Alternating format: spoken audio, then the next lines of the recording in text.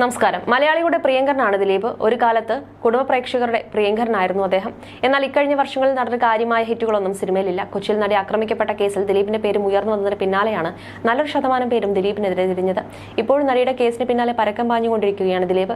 കേസിന് പിന്നാലെ പലരും ദിലീപിനെ പിന്തുണച്ചുകൊണ്ടും എതിർത്തുകൊണ്ടും രംഗത്തെത്തിയിരുന്നു. 2017 അരുൺ ഗോപിയുടെ സംവിധാനത്തിൽ പുറത്തെത്തിയ രാംലീലയ്ക്ക് ശേഷം ദിലീപിന് വലിയ ഹിറ്റുകളൊന്നും സിനിമയിലില്ല. ജാക്ക് ആൻഡ് ഡാനിയൽ, കേശി വീടിനനാഥൻ മുതൽ വലിയ പ്രതീക്ഷകളോടെ ഇറങ്ങിയ ഭാന്ത്രയും തങ്കമണിയും അടക്കമുള്ള ചിത്രങ്ങൾ തിയേറ്ററിൽ വലിയ തിരിച്ചടി നേരിട്ടിരുന്നു. അതിനിടെയാണ് വലിയ ഹൈപ്പൊന്നും കൂടാതെ പുറത്തെത്തിയ ദിലീപിന്റെ 150ാമത്തെ ചിത്രം പ്രിൻസ് ആൻഡ് ഫാമിലി ആരാധകർ ഏറ്റെടുത്തത്. ദിലീപിന് വരാനിരിക്കുന്ന സിനിമകളിൽ വലിയ പ്രതീക്ഷ പ്രേക്ഷകർക്കുണ്ട്. കരിയറിൽ ദിലീപിന്റെ തുടക്കകാലത്തെക്കുറിച്ച് സംസാരിക്കുകയാണ് നടൻ നന്ദു. ഒരു TV ചാനൽ സംസാരിക്കവെയാണ് അത്ഭുതം തോന്നിയ ഒരു കാര്യം നന്ദു പങ്കുവച്ചത്. പിടക്കോഴി കൂവുന്ന നൂറ്റാണ്ട് എന്ന സിനിമ ഉർവശിയാണ് പ്രൊഡ്യൂസ് ചെയ്യുന്നത്. മനോജ് K. ജയൻ അഭിനയിക്കുന്നു. ആ സമയത്ത് അവർ തമ്മിൽ പ്രേമമൊക്കെയായിരുന്നെന്ന് തോന്നുന്നു. മനോജിന്റെ സുഹൃത്തുക്കളായിട്ട് ഞാനും ദിലീപുമുണ്ട്. ദിലീപ് അന്ന് അസിസ്റ്റന്റ് ഡയറക്ടറാണ്. അഭിനയിക്കാനാണ് താല്പര്യം കൂടുതൽ. തിരുവനന്തപുരത്ത് ബ്രാഹ്മണ തെരുവിലാണ് ഷൂട്ടിംഗ്. ഏതോ വീടിന്റെ പടിയിലിരുന്ന് ഞങ്ങൾ ഷൂട്ടിംഗ് കണ്ടുകൊണ്ടിരിക്കുകയാണ്. അവിടെ 10-30 പേർ ഡാൻസ് ചെയ്യുന്നു. ആ കൂട്ടത്തിൽ ദിലീപുണ്ട്. പത്മനാഭ ക്ഷേത്രത്തിൽ പോയി വരുന്നവർ അതുവഴി പോകുന്നുണ്ട്. ഒരു വയസ്സായ അപ്പൂപ്പൻ മുണ്ട് ഉടുത്തിട്ടുണ്ട്. പൂണൂലുണ്ട്. ദേഹത്ത് ഭസ്മമുണ്ട്. കുറിയുണ്ട്. അദ്ദേഹം ഷൂട്ടിംഗ് ഇങ്ങനെ കണ്ടുവരികയാണ്. അദ്ദേഹത്തിന്റെ വീടിന്റെ നടയിലാണ് ഞങ്ങൾ ഇരുന്നത്. അദ്ദേഹം പടി കയറി നോക്കിക്കൊണ്ടിരുന്നു. ആ നിൽക്കുന്ന പയ്യൻ ആരാണെന്ന് ഞങ്ങളോട് ചോദിച്ചു. ദിലീപ് എന്നാണ് പേര്. ഇതിനകത്ത് അഭിനയിക്കുന്ന ആളാണെന്ന് പറഞ്ഞു. അയാൾ ഒരു ദിവസം മലയാള സിനിമ ഭരിക്കും, ഉറപ്പാണ് എന്ന് പറഞ്ഞ് അയാൾ വീട്ടിലേക്ക് കയറിപ്പോയി. ഒരു കിളവൻ എന്തോ പറഞ്ഞു പോയി. ആരും മൈൻഡ് ചെയ്തില്ല. പക്ഷെ അത് സത്യമായില്ലേ? അയാൾ മലയാള സിനിമയുടെ ഏറ്റവും ടോപ്പ് ലെവലിൽ എത്തിയില്ലേ? കുറെ നാളുകൾക്ക് ശേഷം ദിലീപിനെ കണ്ടപ്പോൾ ഇക്കാര്യം പറഞ്ഞു.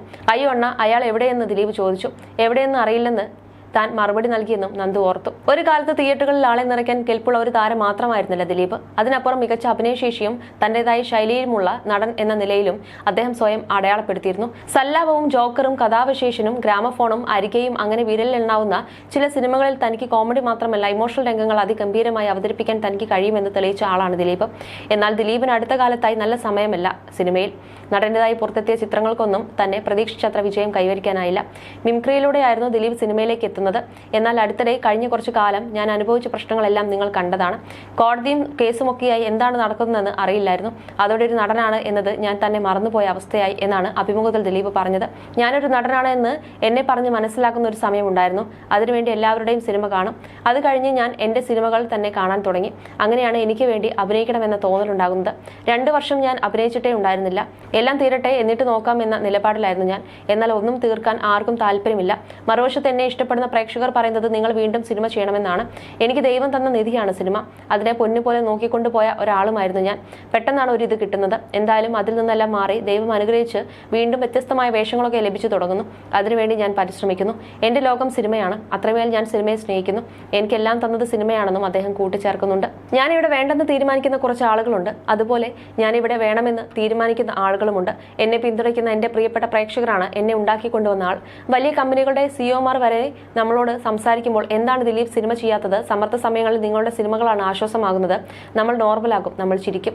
നിങ്ങളുടെ ചില സിനിമകളുടെ എവിടെ മുതൽ വേണമെങ്കിലും കണ്ട് ആസ്വദിക്കാം എന്ന് പറയും. അത് നമുക്ക് കിട്ടുന്ന വലിയ എനർജിയാണ്. വീണ് കഴിഞ്ഞാൽ വീണ്ടും ചാടി എഴുന്നേൽക്കുന്നത് ആ ഒരു എനർജിയിലാണെന്നും നടൻ പറഞ്ഞിരുന്നു.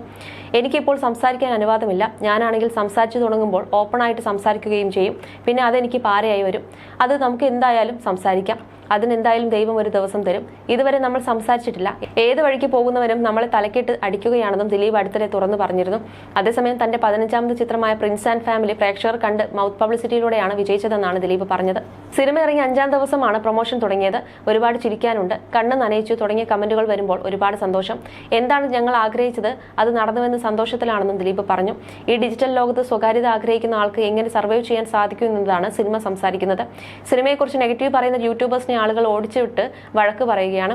അപൂർവമാണ് ഇത് സംഭവിക്കുന്നത്. നമ്മളെ അത്ഭുതപ്പെടുത്തിയ കാര്യമാണിത്. സിനിമയ്ക്ക് അത്രയും പിന്തുണ നൽകിയതിൽ ഒരുപാട് നന്ദി.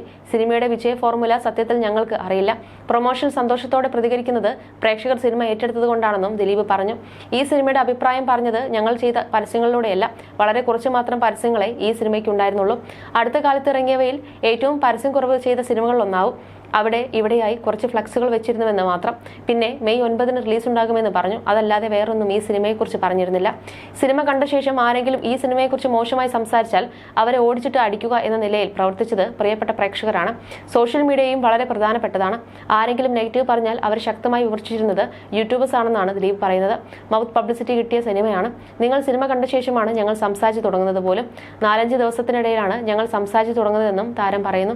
ആദ്യ ദിവസങ്ങളിൽ തിയേറ്ററുകൾ നിറച്ചത് പ്രേക്ഷകർ തന്നെയാണ്. മൗത്ത് പബ്ലിസിറ്റിയിലൂടെ ഭയങ്കര വൈപ്പുണ്ടായി.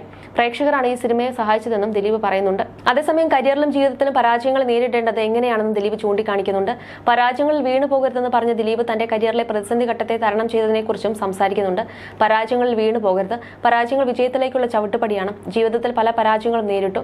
ഇനി ഇല്ല എന്ന് കരുതിയെടുത്തു നിന്നും ദൈവം കൈപിടിച്ചുയർത്തിയ മുഹൂർത്തങ്ങൾ നമ്മുടെ എല്ലാം ജീവിതത്തിൽ ഒരുപാടുണ്ടായിട്ടുണ്ട്. അതിലൊരാളാണ് ഞാനെന്ന് എനിക്ക് പറയാൻ സാധിക്കും. ഓരോ ആപൽഘട്ടത്തിലും ദൈവം വന്ന് കൈ തന്നിട്ടുണ്ട്. ദൈവം വന്ന് കൈ തരുന്നത് എനിക്ക് കണക്ട് ആവുന്നത് പ്രേക്ഷകരിലൂടെയാണ്. ആ രൂപത്തിലാണ് വരുന്നത്. എൻ്റെ കുടുംബം, അവരുടെ ഭാവി എൻ്റെ കയ്യിൽ ആണെന്നുള്ളത് കൊണ്ടാണ് ഞാൻ ഈ യുദ്ധം ചെയ്യുന്നത്. എൻ്റെ കുടുംബത്തിന് വേണ്ടിയാണിത്. ഈ കാലം കടന്നു പോകും, ഉറപ്പ്. 100% ദൈവവിശ്വാസിയാണ് ഞാൻ. സമയദോഷം എന്ന് വിശ്വസിക്കുന്നു, സമാധാനിക്കുന്നു. എനിക്കൊപ്പം ഒരുപാട് പേരുടെ പ്രാർത്ഥനകളുണ്ട്. എനിക്ക് വേണ്ടി വഴിപാട് ചെയ്ത് പ്രാർത്ഥിക്കുന്ന ഞാൻ പോലും അറിയാത്ത എത്രയോ പേരുണ്ട് എന്നും ദിലീപ് പറഞ്ഞു. എനിക്ക് ദൈവം തന്ന നിധിയാണ് സിനിമ. അതിനെ പൊന്നുപോലെ നോക്കിക്കൊണ്ടുപോയ ഒരാളുമായിരുന്നു ഞാൻ. പെട്ടെന്നാണ് ഒരു ഇത് കിട്ടുന്നത്. എന്തായാലും അതിൽ നിന്നെല്ലാം മാറി ദൈവം അനുഗ്രഹിച്ച് വീണ്ടും വ്യത്യസ്തമായ വേഷങ്ങളൊക്കെ ലഭിച്ചു തുടങ്ങുന്നു. അതിനുവേണ്ടി ഞാൻ പരിശ്രമിക്കുന്നു.